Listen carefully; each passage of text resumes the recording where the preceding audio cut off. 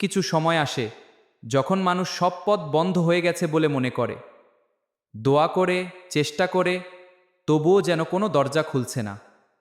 আমি এমন একজন মানুষের ঘটনা শুনেছিলাম যে ঠিক এমন এক কঠিন অবস্থার মধ্য দিয়ে যাচ্ছিল। তার ব্যবসা প্রায় বন্ধ হয়ে গিয়েছিল, ঋণের চাপ বাড়ছিল প্রতিদিন।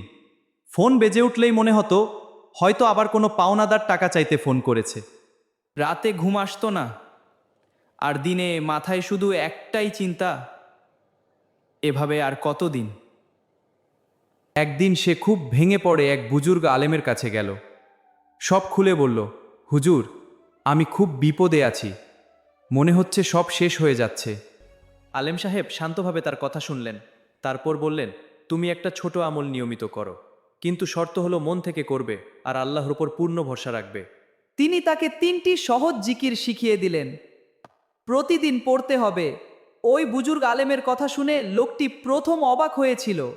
এত ছোট ছোট জিকিরের মাধ্যমে কিভাবে 3 দিনে অলৌকিকভাবে দোয়া কবুল হতে পারে? প্রথমে পড়ব এই দোয়া, লা হাওলা ওয়ালা কুওয়াতা ইল্লা বিল্লাহিল আলিয়্যিল আযীম, 21 বার। এর অর্থ, আল্লাহ ছাড়া কোনো শক্তি ও ক্ষমতা নেই। তারপর এই দোয়া, আস্তাগফিরুল্লাহ ইন্নাল্লাহা গাফুরুর রহিম, 21 বার। অর্থ, আমি আল্লাহর কাছে ক্ষমা চাই, নিশ্চয়ই তিনি ক্ষমাশীল ও দয়ালু। সবার শেষে আল্লাহুম্মা সাল্লি ওয়াসাল্লিম আলা নাবিনা মুহাম্মাদ, এই দুরুদ 21 বার পাঠ করুন। বুজুর্গ আলেম সাহেব বললেন, 3 দিন নিয়মিত করো, তারপর দেখো আল্লাহ কি করেন।